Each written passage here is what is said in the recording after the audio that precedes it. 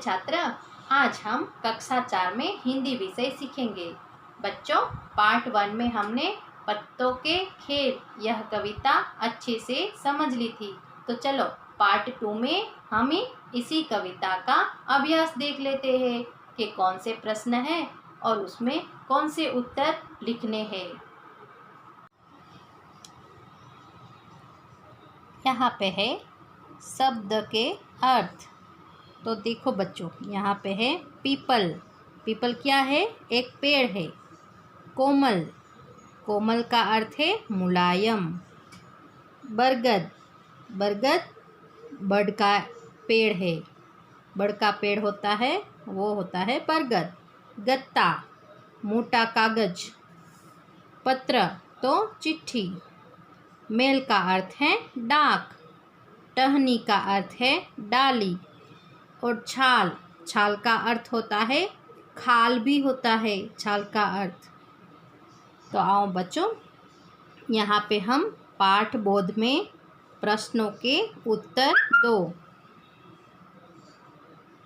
बच्चों, इधर हमको मौखिक मतलब खुद ही हमको आंसर देने हैं, ओरल लिखने नहीं है, पर मैं पूछूंगी प्रश्न और आप उसके आंसर दोगे। जैसे कि पीपल के पत्ते का क्या बनेगा?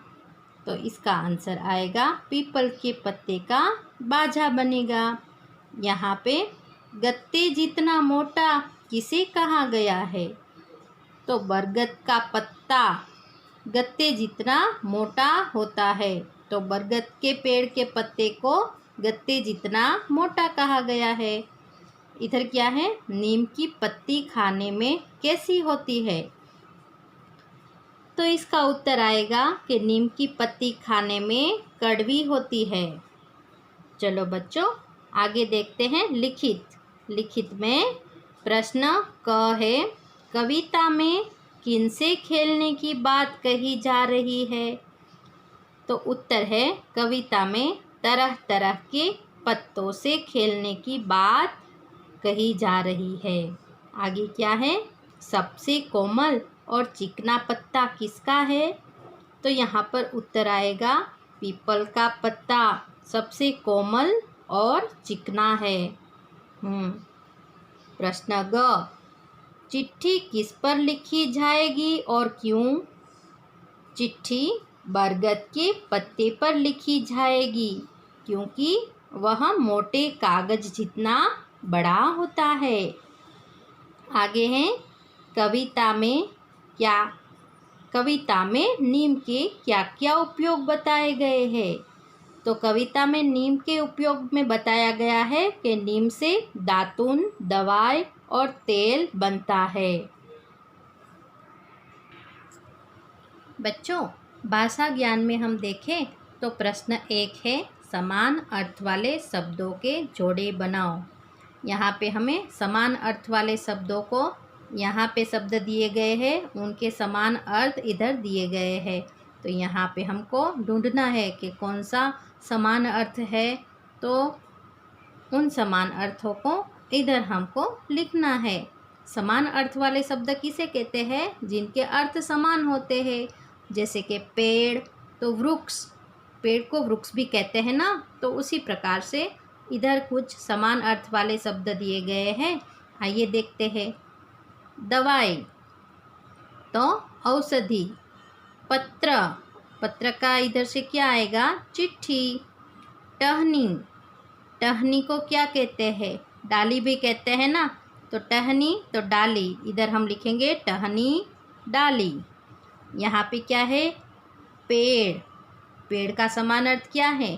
पेड़ को तरु भी कहते हैं। तो यहाँ पे लिखेंगे पेड़ तरु। यहाँ पे लिखेंगे जड़ तो मूल। यहाँ पे फूल, फूल को पुष्प भी कहते हैं ना। तो इधर हम लिखेंगे फूल पुष्प। तो बच्चों, प्रश्न 2 है, विलोम शब्द चुनकर लिखो। यहाँ पे कुछ शब्द दिए गए हैं, उनके विलोम शब्द यहाँ पर दिए गए हैं। हमको देखना है कि किसका विलोम शब्द कौन सा है। तो वही हमको इधर लिखना है। विलोम शब्द किसे कहते हैं? उल्टे अर्थ वाले शब्दों को विलोम शब्द कहते हैं। जैसे धरती तो आकाश, प्रकाश तो अंधकार। इसी तरह से कड़वा तो मीठा, सीधा तो यहाँ पे देखो उल्टा, तो यहाँ पे सीधा उल्टा। कोमल, कोमल का विलोम शब्द क्या होगा? इधर से देखो तो हाँ कठोर, तो यहाँ पे हमको लिखना है कठोर। यहाँ पे क्या लिखा है? पीछे, पीछे का विलोम शब्द है आगे। चिकना, खुरदरा, मोटा, पतला। आइए आगे देखते हैं। क्वेश्चन 3 है, समान तुक वाले शब्द लिखो।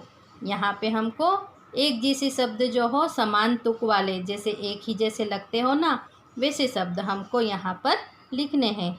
जिस तरह से रेल, मेल, तेल। पत्ता, गत्ता, कलकत्ता, एक जैसे शब्द है ना, उसे बोलते हैं समान तुक वाले शब्द। भाई, खाई, दवाई। लाऊं, बनाऊं, बझाऊं।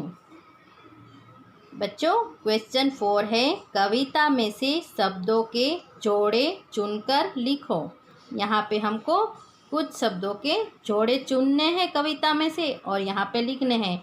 जैसे तरह तरह, चिकना चिकना, कोमल कोमल और कड़वा कड़वा।